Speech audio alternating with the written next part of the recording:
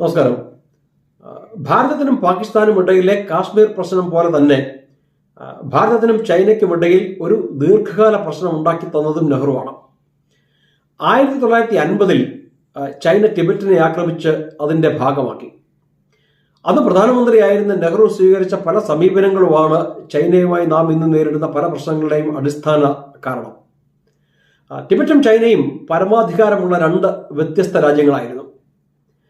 AD 8-ാം നൂറ്റാണ്ടിന് മുൻപ് ഈ രാജ്യങ്ങൾ തമ്മിൽ നിരന്തരം യുദ്ധത്തിലായിരുന്നു.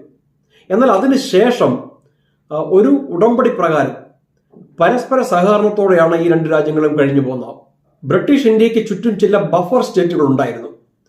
ടിബറ്റ്, നേപ്പാൾ, ഭൂട്ടാൻ, അഫ്ഗാനിസ്ഥാൻ ഇതൊക്കെ ബ്രിട്ടീഷ് ഇന്ത്യയുടെ ബഫർ സ്റ്റേറ്റുകളായിരുന്നു. ഈ ബഫർ സ്റ്റേറ്റുകളായിരുന്നു ബ്രിട്ടീഷ് ഇന്ത്യയുടെ ഫസ്റ്റ് ലെയർ ഓഫ് പ്രൊട്ടക്ഷൻ. ഈ ബഫർ സ്റ്റേറ്റുകളിലൊക്കെ ചൈനയ്ക്കും ഭാരതത്തിനും ഇടയിലും അല്ലെങ്കിൽ സോവിയറ്റ് യൂണിയനും ഭാരതത്തിനും ഇടയിലുമുള്ള സ്വതന്ത്ര രാജ്യങ്ങളായിരുന്നു. ചൈനീസ് റഷ്യൻ ആക്രമണങ്ങളിൽ നിന്ന് ബ്രിട്ടീഷ് ഇന്ത്യയെ സംരക്ഷിച്ചിരുന്നത് അതിനിടയിലുണ്ടായിരുന്ന ഈ ബഫർ സ്റ്റേറ്റുകളായിരുന്നു. ഭാരതം അതിർത്തി പങ്കിട്ടിരുന്നത് ടിബറ്റുമായിട്ടായിരുന്നു. എന്നാൽ ചൈന ടിബറ്റിനെ ആക്രമിച്ച് അതിന്റെ ഭാഗമാക്കിയതോടെ ഏതാണ്ട് 2500 കിലോമീറ്ററോളം ഭാരതത്തിന്റെ അതിർത്തി ചൈനയുമായിട്ടായി മാറി. ചൈന ടിബറ്റിനെ ആക്രമിച്ചതോടെയാണ് ഭാരതത്തിന് ചൈനയുമായുള്ള ദീർഘകാല പ്രശ്നം ആരംഭിക്കുന്നത്. ചൈന ടിബറ്റ് പിടിച്ചെടുത്തത് ഏറ്റവും വലിയ സെക്യൂരിറ്റി ത്രെട്ട് സമ്മാനിച്ചത് ഭാരതത്തിനായിരുന്നു. എന്നിട്ടും ടിബറ്റിന് വേണ്ടി യാതൊരു സഹായവും ചെയ്യുവാൻ നെഹ്റു തയ്യാറായില്ല. നാണമില്ലാതെ നെഹ്റു ടിബറ്റിനെ ഉപദേശിച്ചു.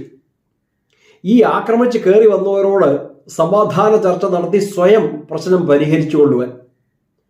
ഈ സൈനിക സഹായം ചെയ്യുവാൻ ഭാരതത്തിന് താല്പര്യമില്ലായിരുന്നുവെങ്കിൽ മറ്റു പല രീതിയിലും നമുക്ക് ടിബറ്റിനെ സഹായിക്കാമായിരുന്നു. Tibet UN അംഗമായിരുന്നില്ല. അവർക്ക് വേണ്ടി അവരുടെ പ്രശ്നം UN അവതരിപ്പിക്കുവാൻ അവർ ഭാരതത്തിനോട് അപേക്ഷിച്ചു. നെഹ്റു അതും നിരസിച്ചു. മാത്രമല്ല, മറ്റു രാജ്യങ്ങൾ ടിബറ്റിന്റെ പ്രശ്നം UN അവതരിപ്പിച്ചപ്പോൾ നമ്മൾ ടിബറ്റിനെതിരായി വോട്ട് ചെയ്തു. എന്നിട്ട് ചൈനയെ പിന്താങ്ങി. അന്ന് കമ്മ്യൂണിസ്റ്റ് ചൈനയ്ക്കും UN അംഗത്വം ഉണ്ടായിരുന്നില്ല. ചൈനയ്ക്ക് UN മെമ്പർഷിപ്പ് വാങ്ങിച്ചു കൊടുക്കുക നടക്കുകയായിരുന്നു നെഹ്റു. പിന്നെ നെഹ്റു എങ്ങനെ ടിബറ്റിനെ സപ്പോർട്ട് ചെയ്യും? നിങ്ങൾ ഈ നെഹ്റുവിന്റെ സ്വഭാവം ഒന്ന് അനലൈസ് ചെയ്തേ.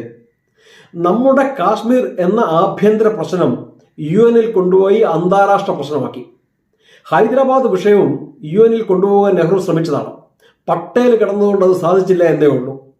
അതേസമയം ഭാരതത്തിന്റെ സെക്യൂരിറ്റിക്ക് ഏറ്റവും പ്രധാനപ്പെട്ട ടിബറ്റ് ഇഷ്യൂ UN ചർച്ചയ്ക്ക് വന്നപ്പോൾ നെഹ്റു വെറുതെ ഇരുന്നു, ഒന്നും ചെയ്തില്ല. ആകെ ചെയ്തത് ഒക്കുന്നിടത്തൊക്കെ ടിബറ്റിനെതിരെ വോട്ട് ചെയ്തു. ടിബറ്റിനെ സംബന്ധിച്ച് ഭാരതത്തിന് സ്വാതന്ത്ര്യം ലഭിച്ചതാണ് അവർക്ക് ദുർവിധിയായത്. കാരണം ബ്രിട്ടീഷ് പീരീഡിലായിരുന്നു ചൈനീസ് ആക്രമണമെങ്കിൽ ബ്രിട്ടീഷുകാർ ടിബറ്റിൽ ഇടപെട്ടേനെ. അതുമല്ലെങ്കിൽ ഭാരതത്തിൽ പട്ടേലോ അതുപോലെ മറ്റാരെങ്കിലും ആയിരുന്നു പ്രധാനമന്ത്രിയെങ്കിൽ അദ്ദേഹവും ഇടപെട്ടേനെ. നിർഭാഗ്യവശാൽ ടിബറ്റിന്റെ കാര്യത്തിൽ പണ്ഡിറ്റ് നെഹ്റു വാസ് ഇറസ്പോൺസിബിളി ഇഗ്നറന്റ്. നിരുത്തരവാദപരമായ അവഗണനയായിരുന്നു കാണിച്ചത്. ചൈനയ്ക്കെതിരെ അന്താരാഷ്ട്ര സമ്മർദ്ദം ഉണ്ടാക്കിയെടുക്കുവാൻ നമുക്ക് സാധിക്കുമായിരുന്നു. കാരണം ലോകം മുഴുവൻ ചൈനയ്ക്കെതിരായിരുന്നു. എന്നിട്ടും നമ്മൾ അനങ്ങിയില്ല. മറ്റുള്ളവർ ടിബറ്റിന് വേണ്ടി ശബ്ദമുയർത്തിയപ്പോൾ നമ്മൾ അവരെ പോലും പിന്താങ്ങിയില്ല. ടിബറ്റിനൊരു ധാർമ്മിക പിന്തുണ പോലും നാം കൊടുത്തില്ല. അവർക്ക് വേണ്ടി UN ഒരു പരാതി എഴുതി കൊടുക്കുവാൻ പോലും നമ്മൾ തുനിഞ്ഞില്ല. നെഹ്റുവിന്റെ ചൈനീസ് അനുകൂല നിലപാടിന്റെ പ്രധാന കാരണം ചൈനയെ സന്തോഷിപ്പിക്കുക എന്നുള്ളതായിരുന്നു. നെഹ്റു അദ്ദേഹത്തിന്റെ സഹായികളായ കൃഷ്ണമേനോനും KM പണിക്കരും ഒക്കെ അടിസ്ഥാനപരമായിട്ട് കമ്മ്യൂണിസ്റ്റുകളായിരുന്നു. ഈ കമ്മ്യൂണിസമാണ് ലോകത്തിന്റെ ഭാവി എന്ന് വിശ്വസിച്ചവരായിരുന്നു അവർ. അതുകൊണ്ട് തന്നെ ഈ ടിബറ്റിന് ഐക്യദാർഢ്യം പ്രഖ്യാപിച്ചുകൊണ്ട് അന്ന് ഭാരതത്തിൽ പല സമ്മേളനങ്ങളും നടന്നു. അതിലൊന്നും കോൺഗ്രസുകാർ പങ്കെടുക്കരുതെന്ന് AICC നിർദ്ദേശിച്ച വ്യക്തിയാണ് നെഹ്റു.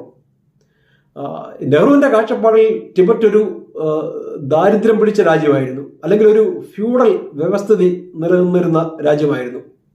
അതുകൊണ്ട് അദ്ദേഹത്തിനെ സംബന്ധിച്ച് ചൈനീസ് ആക്രമണം ടിബറ്റിന് ഗുണം ചെയ്തു എന്ന നിലപാടായിരുന്നു ഉണ്ടായിരുന്നത്. ആ രീതിയിൽ ചൈനീസ് അധിനിവേശത്തെ ന്യായീകരിക്കുവാൻ നെഹ്റു നടത്തുന്ന ശ്രമങ്ങൾ പിൽക്കാലത്ത് നമുക്ക് കാണുവാൻ സാധിക്കും. പണ്ഡിറ്റ് നെഹ്റു എന്ന പ്രധാനമന്ത്രിക്ക് ഇതുപോലെയുള്ള ടഫ് സിറ്റുവേഷൻസ് കൈകാര്യം ചെയ്യുവാനുള്ള ധൈര്യമോ പരിചയമോ ഉണ്ടായിരുന്നില്ല.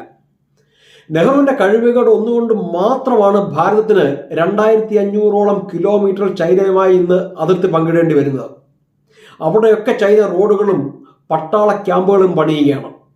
ഏറ്റവും സുരക്ഷിതമായിരുന്ന ഭാരതത്തിന്റെ വടക്കു പടിഞ്ഞാറൻ അതിർത്തികൾ ഏറ്റവും സുരക്ഷിതമല്ലാത്ത മേഖലയാക്കി മാറ്റിയത് നെഹ്റുവാണ്. തന്റെ അവസാന കാലത്ത് ചൈന തങ്ങളെ ചതിച്ചു എന്ന തിരിച്ചറിവ് നെഹ്റുവിനുണ്ടായിരുന്നു.